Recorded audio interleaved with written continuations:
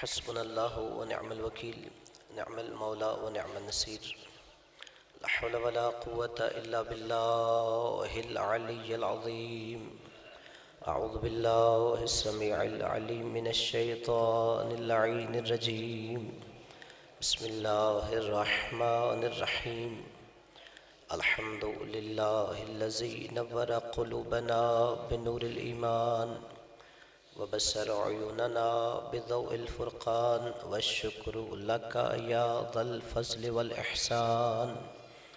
الصلاة والسلام على الذي جعلته نبيا في أول إيجاد الكون والمكان، ثم غوصته ألف عام في بحور العلم والبرهان، ثم الصلاة والسلام على ناصر شريعته وقاضي دينه ومنفذ أحكامه والمروج للإيمان والمدمر لأهل الكفر والفسوق والعصيان، ثم الصلاة والسلام على زوجته التي نزل في تزويجها القرآن، حيث قال سبحانه وتعالى مرج البحرين يلتقيان، ثم الصلاة والسلام على اللؤلؤ والمرجان، بالخصوص على إمامين وهمامين والسعيدين والشريفين واسمهما الحسنان، ثم الصلاة والسلام على باقي الأئمة الذين هم أمناء الرحمن، بالخصوص على سيدنا مولانا صاحب العصر والزمان. اللهم صل على محمد. صلوات الله على محبيهم ولعنة الله على مبغضيهم في كل حين وأوان. أما بعد، فقد قال الله سبحانه وتعالى في كتابه الفرقان: بسم الله الرحمن الرحيم. ما آتاكم الرسول فخذوا وما نهاكم عنه فانتهوا. بآواز بلند صلوات پڑھیے. اللہم صل علی محمد جل فرجہ. نعرہ تکبیر. مل کے پنجتن کے خالق کا نام بہت بلند ہے. بلند آواز سے نعرہ تکبیر، نعرہ رسالت، نعرہ حیدری، حسینیت، یزیدیت، خاندان تطہیر پہ بلند تر صلوات پڑھیے.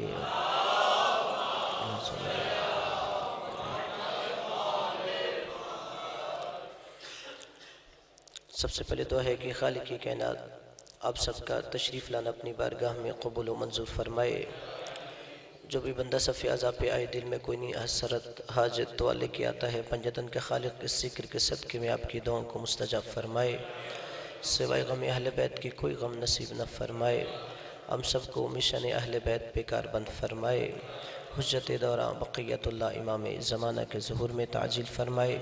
ہمیں ان کے اعوان و انصار میں محشور فرمائے. ان کے قدموں میں شہادت نصیب فرمائے. اپنے اپنے دعاؤں کی قبولیت کے لیے بلند تر صلوات پڑھیے.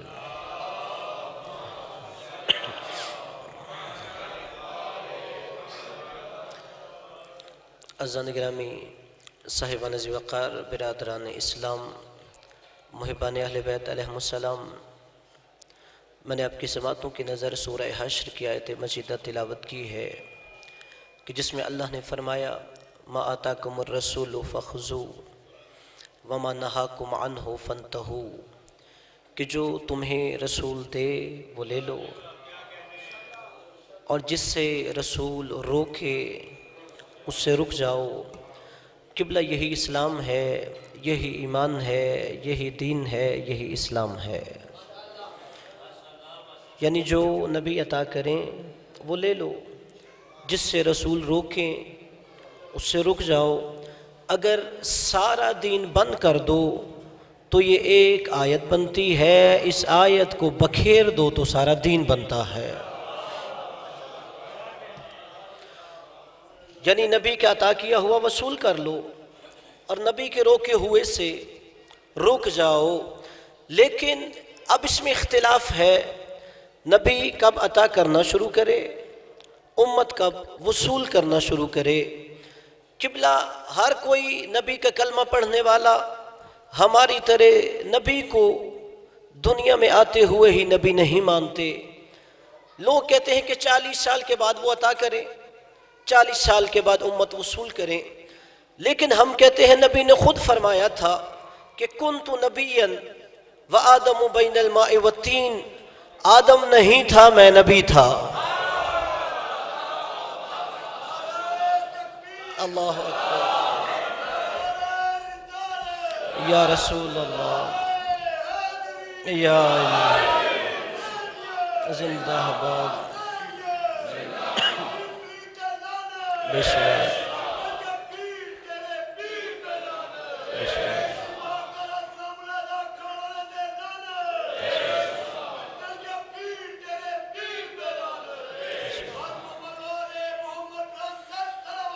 اللہم صل علی محمد وعلی محمد.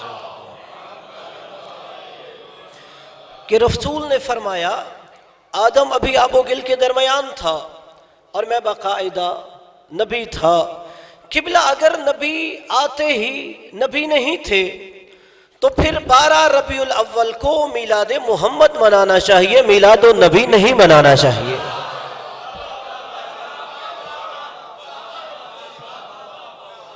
اگر وہ آتے ہی نبی نہیں تھے تو پھر یہ 12 ربیع الاول کو پوسٹر کیوں چھپائے جاتے ہیں کہ آج نبی کا میلاد منایا جائے گا؟ اس کا مطلب ہے کہ ان کے دل مانتے ہیں یہ آتے ہی نبی تھا، دل مانتا ہے ان کا. یہ آیا تھا آمنہ کی آغوش میں تو یہ نبی تھے. اور دیکھیے جب نبی کی بات ہوئی سورہ آل عمران میں تو اللہ نے فرمایا کہ جس معاشرے میں میں نبی کو بھیج رہا تھا وہاں کچھ لوگ اور طرح کے بھی تھے. کہا لقد بعث اللہ، لقد من اللہ علی المؤمنین اذ بعث فیہم رسولا. اللہ نے احسان کیا، کس پہ کیا؟ کہا مومنوں پر یہ احسان کیا ہے. لقد من اللہ علی المؤمنین، اللہ نے مومنوں پر احسان کیا کہ اللہ نے مومنوں میں رسول بھیجا. یعنی جب نبی آ رہے تھے تب بھی کوئی مومن تھا. قرآن کی آیت پڑھ رہا ہوں، قرآن کی آیت ہے کہ اللہ کہہ رہا مومنوں پہ احسان کیا ہے، اس نے مومنوں کے اندر رسول بھیجا. یعنی پتہ چلا مومن 2 طرح کے ہوتے ہیں، ایک وہ جسے آ کے نبی مومن بناتا ہے، دوسرا وہ جو حالت ایمان میں نبی کا انتظار کرتا ہے. 2 طرح کے مومن ہوئے. یا مومن 2 طرح کا ہوتا ہے، ایک وہ جس سے نبی آ کے مومن بناتا ہے، قرآن نے کہا دوسرا وہ ہے جو حالت ایمان میں نبی کا انتظار کرتا ہے. قبلہ ہمارے دل مانتے ہیں کہ جب آمنہ کی آغوش میں آئے تو یہ نبی تھے، تو پھر یہ بات کیوں کی جاتی ہے کہ 40 سال کے بعد منصب نبوت عطا ہوا؟ حالانکہ ہر کلمہ گو کو سوچنا چاہیے. جائیے پڑھیے سورہ مریم کہ جب جناب مریم جناب عیسیٰ کو لے کے آئیں، لوگوں نے کہا عیسیٰ تیرا باپ برا نہیں تھا، تیری ماں بھی بری نہیں تھی، تو پھر یہ بن نے کہا کہ بچہ کہاں سے آیا؟ جناب مریم نے چپ کا روزہ رکھا تھا، اس شریعت میں جائز تھا، شریعت اسلام میں یہ حرام ہوتا ہے. کہا بچے سے پوچھو، اشارہ کر دیا. 3 دن کا عیسیٰ بول کے کہہ رہا تھا انی عبد اللہ وآتانی الکتاب وجعلنی نبیا، میں اللہ کا بندہ ہوں، کتاب لے کے آیا ہوں، نبی بن کے آیا ہوں. جائیے اپنے محلے کے مفتی کے سر پہ قرآن رکھ کے پوچھو، اگر 3 دن کا عیسیٰ نبی ہو، میرا نبی 40 سال کا مانے، تو پھر تیرا دل کیا کہتا ہے؟ افضل کون ہونا چاہیے؟ اگر 3 دن کا عیسیٰ نبی تھا اور تو کہے میرا نبی 40 سال کے بعد. اب یہ جو 40 سال کی بات کی جاتی ہے اس میں لوگوں کی کچھ مجبوریاں ہیں. یہ جو کہا جاتا ہے 40 سال کے بعد، یہ مجبوریاں ہیں. میں آپ کو صرف 3 مجبوریاں سناؤں گا. پہلی مجبوری یہ ہے، اگر یہ ایمان رکھ لیں کہ جب وہ آئے جناب آمنہ کی آغوش میں نبی تھے، 40 سال سے پہلے نبی نے زندگی کے دو ادوار گزارے ہیں، ایک بچپن گزارا ہے، ایک جوانی گزاری ہے۔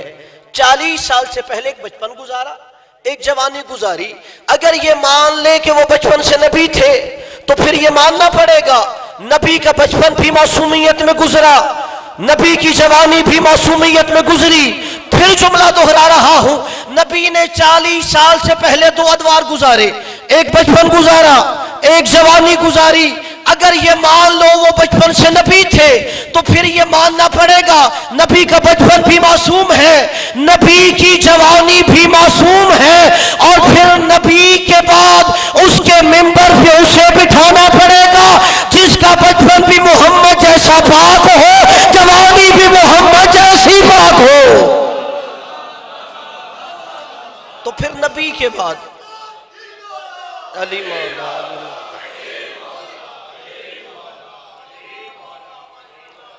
نبی نے دو ادوار گزارے تھے، ایک بچپن تھا، ایک جوانی تھی۔ تو پھر ماننا پڑے گا نبی کا بچپن معصومیت میں گزرا ہے، نبی کی جوانی بھی معصومیت میں گزری۔ پھر نبی کے بعد اسے ماننا پڑے گا جس کا بچپن بھی محمد جیسا پاک ہو، جس کی جوانی بھی محمد جیسی پاک ہو۔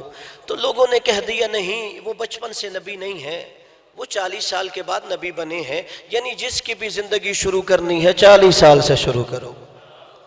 اب دوسری مجبوری سنیے، آپ کی اور میری اولادیں کماتی نہیں ہیں، کھاتی ہیں۔ اللہ مجھے اور آپ کو توفیق دے کہ ہم انہیں حلال کھلائیں۔ لوگ حرام کی اپنی مجبوریوں کی آڑ میں کھلاتے ہیں، لوگ اپنی مجبوریوں کی آڑ میں اولاد کو حرام کھلاتے ہیں۔ اللہ کرے لوگوں کی مجبوریاں ختم ہو جائیں اور اپنی اولاد کو حلال کھلائیں۔ اب قبلہ میں نے دعا مانگی، ہر بندے کے دل سے آواز آئی آمین کی، یعنی دعا اچھی ہے، اپنی اولاد کو حلال کھلانا چاہیے۔ قبلہ عام مسلمان کے لیے حکم ہے وہ اپنے بچے کو حلال کھلائے۔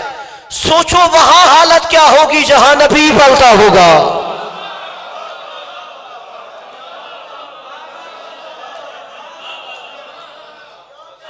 عام مسلمان بچے کو حلال کھلائے، وہاں پہ حالت کیا ہوتی ہوگی جہاں اللہ کا نبی پلتا ہوگا۔ چلیے قرآن کی میں آیت پڑھ دیتا ہوں، بسم اللہ الرحمن الرحیم، یا ایھا الرسول کلوا من الطیبات، اے میرے رسولو ایسی غذا کھاؤ جو طیب بھی ہو، طاہر بھی ہو۔ میرے رسولو ایسی غذا کھانی ہے جو طیب بھی ہو، طاہر بھی ہو۔ یا تو لوگ یہ مان لیں میرا نبی بچپن سے نبی تھا اور جانتا تھا طیب کیا ہے، طاہر کیا ہوتا ہے۔ اگر بچپن سے نبی نہیں مانتے تو پھر یہ ماننا پڑے گا ابو طالب جانتا تھا نبیوں کو غذا کیسی دی جاتی ہے، پھر یہ ماننا پڑے گا۔ یا تو یہ مان لو کہ نبی بچپن سے نبی تھے اور نبی جانتے تھے طیب کیا ہے، طاہر کیا ہے، اور اگر نہیں جانتے تو پھر یہ ماننا پڑے گا ابو طالب جانتے تھے نبیوں کو غذا کیسی دی جاتی ہے۔ قبلہ جناب ابو طالب کے گھر علماء کا یہ اتفاق ہے نبی پلتے رہے۔ اچھا ساری زندگی ابو طالب نے نبی کو دال تو نہیں کھلائی ہوگی، ساری زندگی سبزیاں تو نہیں کھلائی ہوگی، کبھی تو ابو طالب نے نبی کو گوشت بھی کھلایا ہوگا۔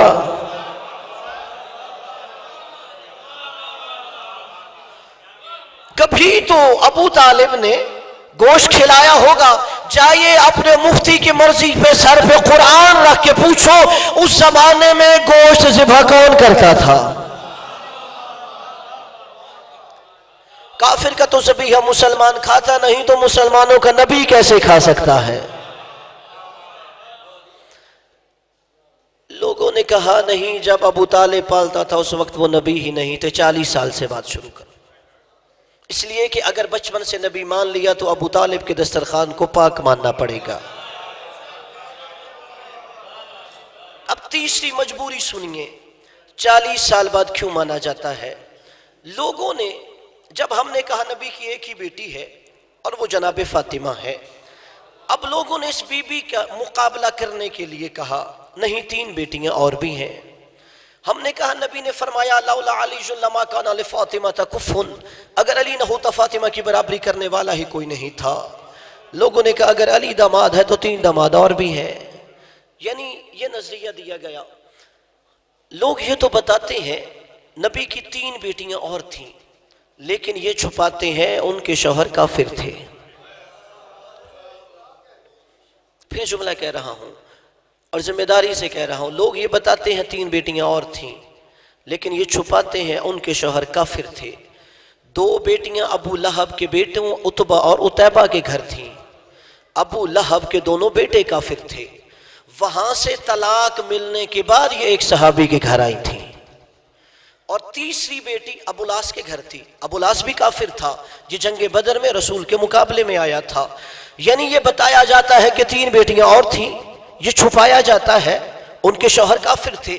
اب میں منزل تک لے جانے کے لیے مثال بچوں کے لیے دینے لگا ہوں۔ قبلہ میری 2 بیٹیاں ہوں، میں جب بازار جاتا ہوں ان کے لیے سکول بیگ خریدنے، بستے خریدنے، تو میں یہ خیال رکھتا ہوں ایک بیٹی کا مہنگا نہ جائے اور دوسری کا سستا نہ جائے۔ میں معصوم نہیں ہوں، میں خطا کار ہوں۔ ایک دفعہ ایسا ہو گیا، ایک بیٹی کا مہنگا والا لے آیا، دوسری کا سستے والا لے آیا، تو جس کا سستے والا تھا وہ کہتی ہے بابا آپ کو مجھ سے پیار نہیں ہے۔ وہ جس کا سستے والا لایا تھا وہ کہتی ہے بابا آپ کو مجھ سے پیار نہیں ہے۔ میں نے کہا بیٹا کیا ہوا؟ کہ بابا اس کا مہنگے والا ہے، میرا سستے والا ہے۔ بابا جب بیٹیاں دونوں ہیں تو ایک جیسا ہونا چاہیے۔ قبلہ میں گناہگار تھا، میں نے کہا بیٹا آئندہ خیال رکھوں گا۔ قبلہ نبی سے بڑا عادل کوئی نہیں، نبی سے بڑا بیٹیوں سے پیار کرنے والا کوئی نہیں، نبی سے زیادہ بیٹیوں کا حق دینے والا کوئی نہیں۔ یہ تو بتاتے ہو 3 بیٹیاں اور ہیں، یہ چھپاتے ہو کہ ان کے شوہر کافر ہیں۔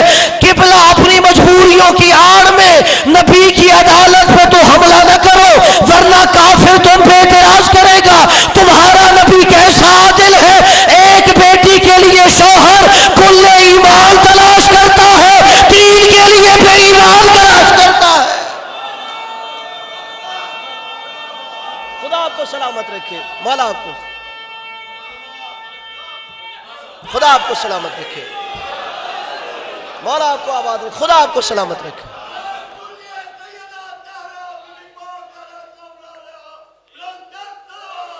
اللہم صلی علی محمد وعجل فرجہ۔ مولا آپ کو سلامت رکھے، سلامت رکھے۔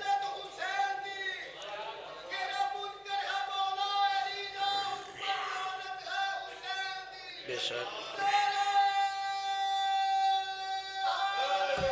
یا علی۔ یہ تو بتایا جاتا ہے 3 بیٹیاں اور تھیں، 3 داماد اور تھے، یہ چھپایا جاتا ہے ان کے شوہر کافر تھے۔ اپنی مجبوریوں کی آڑ میں نبی کی عدالت پہ تو حملہ نہ کرو، ورنہ کافر اعتراض کرے گا کہ عام باپ تو بیٹیوں کے بستے خریدتے ہوئے بھی خیال رکھتا ہے، تمہارا نبی کیسا عادل ہے، ایک کے لیے شوہر کل ایمان تلاش کیا ہے اور 3 کے لیے یہ بھی نہیں دیکھتا کہ سامنے والا مسلمان ہے یا کافر ہے۔ لوگوں نے اس کا جواب کیا دیا ہے کہ جب وہ شادیاں ہوئی تھیں نبی ہی نہیں تھے، کہا 40 سال بعد وہ نبی بنے۔ اسی لیے علامہ اقبال نے کہا خود تو بدلتے نہیں قرآن کو بدل دیتے ہیں۔ خود تو بدلتے نہیں، خود تو بدلتے نہیں قرآن کو بدل دیتے ہیں، کس قدر بھولے ہیں فقیہان حرم بے توفیق، کہ اپنی مجبوریوں کی آڑ میں نبی پہ حملہ کیا۔ اور پھر دوسرا، جو نبی ساری دنیا کو پڑھانے آیا تھا، لوگوں نے کہا وہ خود ان پڑھ ہے، وہ خود ان پڑھ ہے۔ اور دلیل کیا دی؟ کہ اس لیے کہ کبھی ہم نے نہیں دیکھا کہ اس نے کسی سے پڑھا ہو۔ آپ نے، میں داد کا طلبگار نہیں ہوں، صرف دعاؤں کا طلبگار ہوں گا، لیکن یہ جملہ اپنے ذہن میں نقش کرنا ہے کہ نبی نعوذ باللہ ان پڑھ ہے۔ دلیل کیا دی جاتی ہے کہ دنیا میں اس نے ہم نے نہیں دیکھا پڑھا ہو۔ یعنی لوگ علم کا معیار یہ سمجھتے ہوں کہ اگر جیب میں 2-4 پینسلیں لٹکی ہوں، کہ اگر عرب میں کسی درخت کے نیچے کسی بوڑھے سے نبی پڑھ رہے ہوتے تو ان کے نزدیک علم کا معیار یہ تھا۔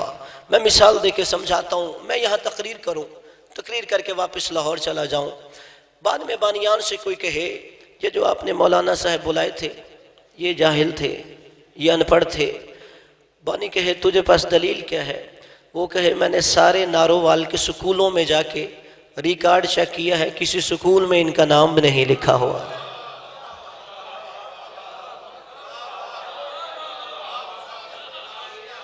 وہ دلیل ان پڑھ ہونے کی یہ دے کہ میں نے سارے نارووال کے سکول چھان مارے ہیں، کسی سکول میں ان کا نام نہیں لکھا ہوا. اب بانی کہے وہ تو نارووال کے تھے ہی نہیں، وہ تو آئے لاہور سے تھے، جا تو لاہور کے سکول تلاش کر. اب قبلہ جس نے کہا میرا نبی ان پڑھ ہے اس لیے کہ ہم نے مکہ کے ماحول میں کسی درخت کے نیچے کسی سے نبی کو پڑھتا ہوا نہیں دیکھا، تجھے کس نے کہا میرا محمد یہاں کا تھا؟ اگر تو نے پتہ کرنا ہے تو وہاں سے کر جہاں سے محمد آ رہا تھا.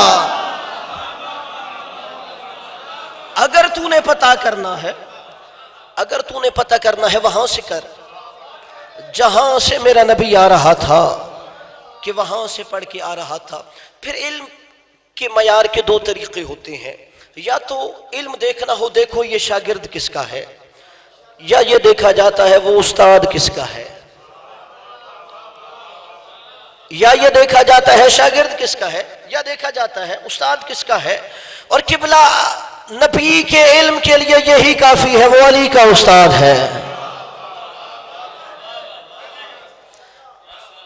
اور قبلہ یہ ہر کوئی مانتا ہے، مسلمان ہو یا غیر مسلم ہو، ہر کوئی مانتا ہے کہ علی کے سینے میں علم کا سمندر تھا، کہ علی یہ کہتا ہوا چلا گیا سلونی سلونی قبل ان تفقدونی، علی سے جو پوچھنا ہے پوچھ لو. اور جب اس علی سے پوچھا گیا علی جو تیرے سینے میں ٹھاٹھے مارتا ہوا علم ہے یہ علم کہاں سے لیا؟ کہا قد زکوا العلم زکا، مجھے نبی نے علم ایسے دیا جیسے پرندہ بچے کو خوراک دیتا ہے. یا علی، یہ جو سینے میں علی کے علم ہے یہ عطیہ سرکار مصطفیٰ ہے. اور قبلہ اگر نبی کا علم دیکھنا ہے تو میں دو کتابوں کا نام لے دیتا ہوں، ایک علی کے استاد کی کتاب ہے، ایک علی کے شاگرد کی کتاب ہے. علی کے استاد کی کتاب کو قرآن کہتے ہیں، شاگرد کی کتاب کو نہج البلاغہ کہتے ہیں. اس علی کا اپنا علم جس پہ دنیا ناز کرتی ہے، اس محمد کا علم کیا ہونا چاہیے. قبلہ آپ کے ملک کو بنے ہوئے 72 سال ہو گئے، یہاں پہ کتنے نعرے لگے کہ اس ملک میں نظام مصطفیٰ نافذ ہونا چاہیے. ابھی ہم نے گزشتہ ہفتے بھی دیکھا کہ مولانا فضل الرحمان صاحب نے اسلام آباد کی سڑکوں کو بلاک کر دیا، دھرنا دیا، اور ان کا یہی موقف تھا کہ ہم یہ چاہتے ہیں کہ یہ جو حکمران آیا ہے یہ دھاندلی سے آیا ہے، اس لیے اس کی تحقیق ہونی چاہیے. اور قبلہ میں نے پہلے دن سے ان کے اس موقف کی تائید کی ہے کہ ہاں اگر یہ دھاندلی سے آیا ہے تو اس کی تحقیق ہونی چاہیے، لیکن تحقیق یہاں سے نہیں، پہلی دھاندلی سے ہونی چاہیے.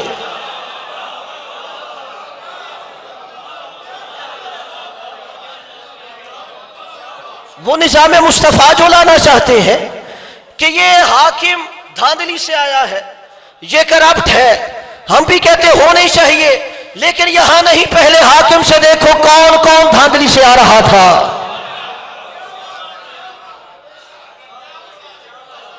قبلہ اور آسان آپ کی محبت کے لیے کر دیتا ہوں، چونکہ حکومت کا مسئلہ تھا. جب بھی کوئی کینڈیڈیٹ کھڑا ہوتا ہے لوگ کہتے ہیں اس کا سارا بیک گراؤنڈ دیکھو، اس کی ماں کون ہے، اس کا باپ کون ہے، یہ کہاں پہ پلتا رہا. یعنی 1400 سال بعد تو یہ معیار مانتے ہو. ہم کہتے ہیں یہ منافقت نہیں ہونی چاہیے، نبی کے بعد پہلے حاکم پہ ہی یہ معیار پر رکھنا چاہیے.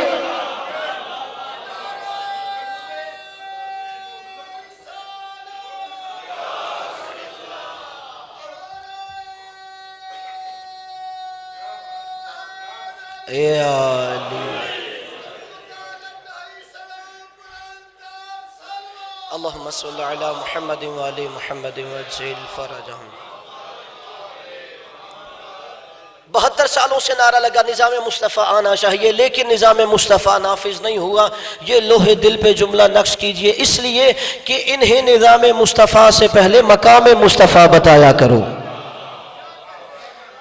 جب ان کے دل میں مقام مصطفیٰ ہے ہی نہیں تو نظام مصطفیٰ کیسے قبول کریں گے؟ پہلے انہیں مقام مصطفیٰ بتاؤ. اور مقام مصطفیٰ بتانے کے لیے تمہیں دہلیز اہل بیت پہ آنا پڑے گا۔ اور شاید اکثر لوگ کہتے ہیں کہ یہ جو شیعہ ہیں علی کو حد سے بڑھا دیتے ہیں، نہیں، ہمارا عقیدہ ہے اللہ کے بعد جو سب سے بلند ہو اسے محمد مصطفیٰ کہتے ہیں۔ ہم ذکر علی کا کر کے بھی شان رسالت سمجھاتے ہیں، ہم ذکر علی کا کر کے بھی مقام اپنے نبی کا سمجھاتے ہیں۔ لوگ کہتے ہیں کہ ان کا عالم آئے تو ذکر علی کا کرتا ہے، ذاکر آئے تو ذکر علی کا کرتا ہے، واعظ آئے تو ذکر علی کا کرتا ہے، قصیدہ ہے تو علی کا، منقبت ہے تو علی کی، ربائی ہے تو علی کی، مسدس ہے تو علی کی، مخمس ہے تو علی کی۔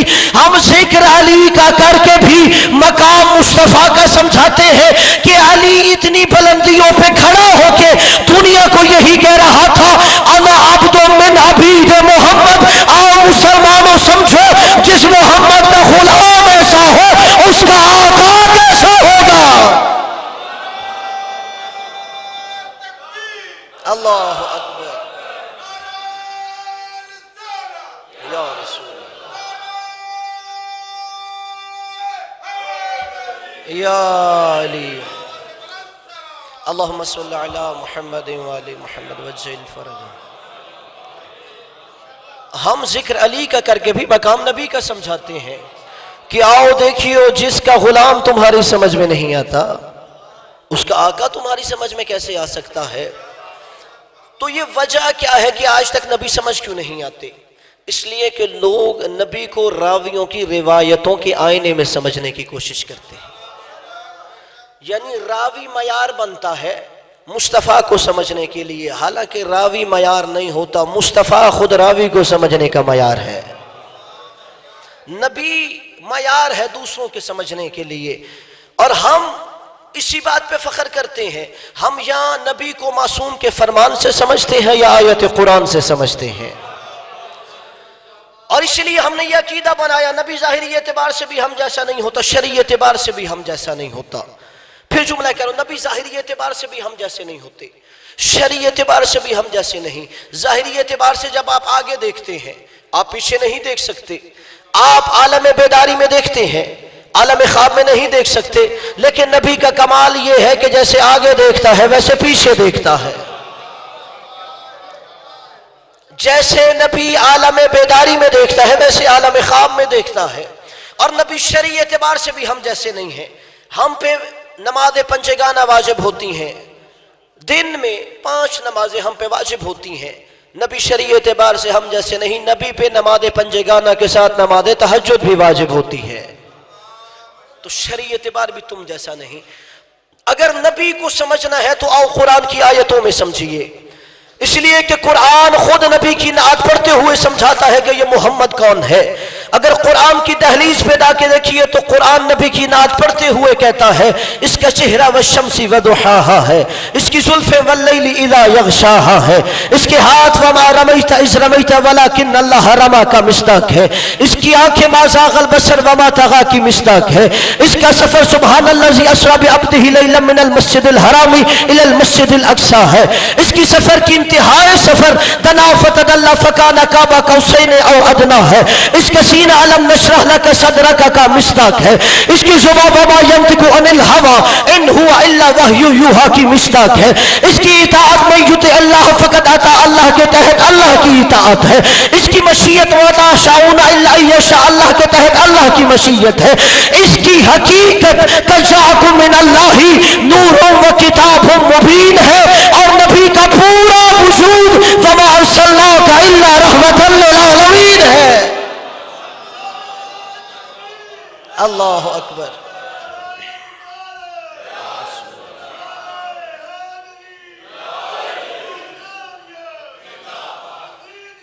مرد آباد، بسم اللہ، بسم اللہ، اللہم صلی علی محمد وآل محمد وجل فرج۔ تمہیں مقام مصطفیٰ تب سمجھ آئے گا جو قرآن کے دروازے پہ آؤ گے۔ اگر تم دہلیز قرآن پہ سر جھکا دو گے تو پھر تمہیں پتہ چلے گا میرا محمد مصطفیٰ کیا ہے. اس لیے کہ جب راویوں کی روایتوں کے آئینے میں نبی کو سمجھو گے تو نبی کا مقام تمہارے ذہن میں نہیں آئے گا. اگر تم ممبر اہل بیت سے پوچھو کہ قرآن اہل بیت اور کیا کہہ رہے ہیں کہ میرا نبی کس مقام پہ ہے، تو قرآن نبی کی نعت پڑھتے ہوئے کہتا ہے یہ الف سے انا اعطیناک الکوثر ہے، یہ با سے بشیرا و نذیرا ہے، یہ تا سے تلک الرسل فضلنا بعضهم علی بعض ہے، یہ تا سے ثم اورثنا الکتاب الذی اصطفیناه من عبادنا ہے، یہ جیم سے جاہدوا فی سبیلہ ہے، ح سے حولہ لنوری من آیاتنا ہے، یہ خا سے خاتم النبیین ہے، یہ دال سے داعیا الی اللہ باذنہ ہے، یہ زال سے ذالک الکتاب لا ریب فیہ ہے، یہ را سے رؤوف الرحیم ہے، یہ زا سے زینۃ الدارین ہے، یہ سین سے سراج منیرا ہے، یہ سین سے شاہدا و مبشرا و نذیرا ہے، یہ سوال سے صراط مستقیم ہے، یہ سوال سے صراط مستقیم ہے، یہ سوال سے زحاہا ہے، یہ طوا سے طواہا ہے، یہ سوال سے ظن بالمؤمنین خیرا ہے، یہ عین سے عالم الغیب ہے، یہ غین سے غیب السماوات والارض ہے، فاسألوا اہل الذکر ان کنتم لا تعلمون کا مشتاق ہے، یہ کاف سے قد جاءکم من اللہ نور و کتاب مبین ہے، کہ آپ سے کونوا مع الصادقین کا مشتاق ہے، لام سے لولاک لما خلقت الافلاک ہے، میم سے میت الرسول فقط عطا اللہ ہے، نور سے نور السماوات والارض نور علی نور ہے، ہاں سے حلا تعالی الانسان ہین من الدہر لم یکن شیئا مذکورا ہے، یا سے یاسین فالقرآن الحکیم انک لمن المرسلین ہے.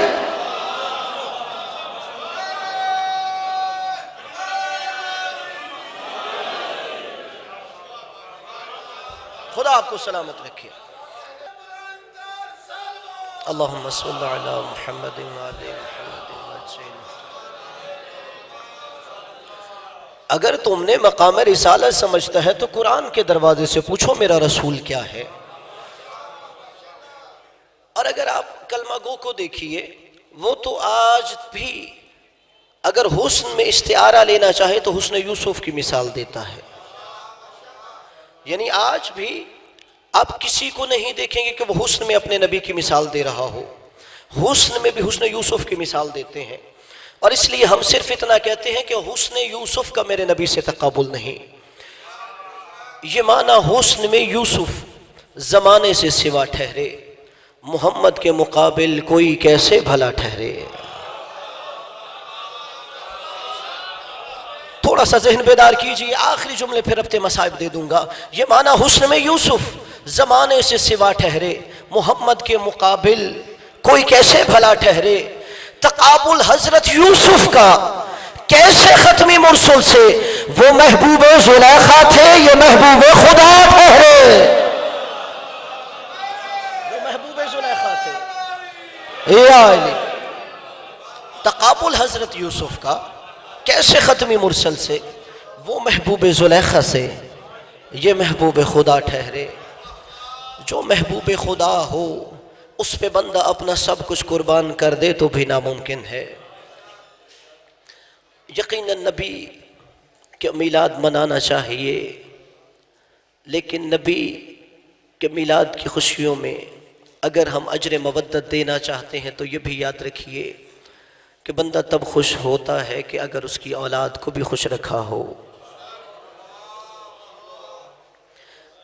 یقیناً میلاد النبی منانے کا حق اسی کو ہوتا ہے جو نبی کی اولاد سے اجر مودت کرتا ہے.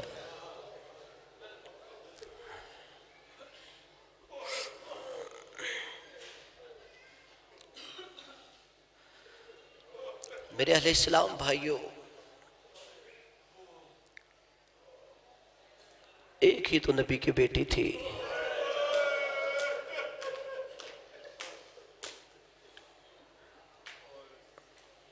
اور حالت کیا تھی؟ علماء اہل سنت نے بھی اپنی صحاح ستہ میں لکھا ہے کہ نبی کی زندگی میں حالت یہ تھی کلما جاءت فاطمہ قام لها رسول اللہ. جب بھی فاطمہ آتی نبیوں کا سردار احترام میں کھڑا ہو جاتا. وَأَجْلَسَهَا مَجْلَسَهُ، نبیوں کا سردار کھڑا رہتا، فاطمہ کو اپنی جگہ پہ بٹھا دیتا. جناب فضہ سلام اللہ علیہ کہتی ہیں نبی کا آخری دن تھا، نبی پہ نقاہت کمزوری کا عالم تھا. اچانک نبی نے اٹھنے کا ارادہ کیا، لوگوں نے شانوں سے پکڑ کے بٹھا دیا. نبی نے دوبارہ اٹھنے کا ارادہ کیا، لوگوں نے بٹھا دیا. کہ تیسری دفعہ نبی نے کوہنیوں کا سہارا لے کے اٹھنے کا ارادہ کیا. جیسے ہی مسلمانوں نے بٹھانا چاہا، نبی نے کہا ایک طرف ہو جاؤ، دیکھو میری فاطمہ آ رہی ہے. اجرکم علی الزہرا. عزادارو شرما کے نہ رونا، نبی کی اکلوتی بیٹی کا پرسہ نبی کو دینا ہے. عزادارو غریب سے غریب بندے کباب بھی دنیا سے چلا جائے، لوگ تعزیت کرنے جاتے ہیں. یہ تو سید الانبیاء کی بیٹی تھی. جاؤ ذرا پوچھو تو صحیح، خود کتابوں میں دیکھو لوگ تعزیت کرنے کیسے آئے تھے. جب لوگ تعزیت کر کے واپس گئے، ساری زندگی کیسی پھر نبی کی گزری. علماء نے 3 جملے لکھے ہیں. لم تزل بعد ابیہا معصبۃ الرأس. جب سے بابا گیا ہمیشہ فاطمہ کے سر پہ ایک پٹی بندھی رہتی تھی. محمرۃ العین، ہر وقت ایک آنکھ سرخ رہتی تھی. منحدۃ الرکن، 18 سال عمر تھی، کمر جھک گئی تھی. اجرکم علی الزہرا. عزادارو جو لوگ تعزیت کرنے کے لیے آئے، چند لکڑیاں لے کے آئے تھے، چند تازیانے لے کے آئے تھے، کچھ تلواریں لے کے آئے تھے. اور اس سارے واقعہ کا عینی شاہد نبی کا سچا صحابی سلمان فارسی ہے. عزادارو فاطمہ من المہدی الی اللحد میں سید کاظم قزوینی یہ روایت لکھتے ہیں کہ جب نبی کی بیٹی کا گھر جلایا گیا، سلیم ابن قیس مدینے میں نہیں تھا. سلیم ابن قیس مدینے میں آیا، اسے پتہ چلا لوگوں نے زہرا کے گھر کو آگ لگا دی ہے. عزادارو سلیم مسجد نبوی میں گیا کہ کوئی نبی کا سچا صحابی ملے، میں اس سے پوچھوں یہ بات سچ ہے کہ زہرا کے گھر کو جلایا گیا ہے.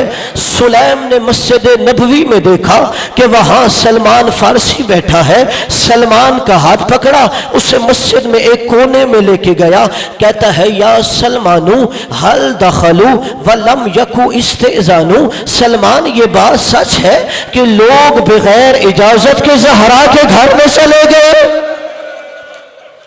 اجرکم علی الزہرا. عزادارو غیرت مند بندے کے لیے بڑا مشکل ہوتا ہے کہ کوئی نامحرم بغیر اجازت کے گھر میں آ جائے.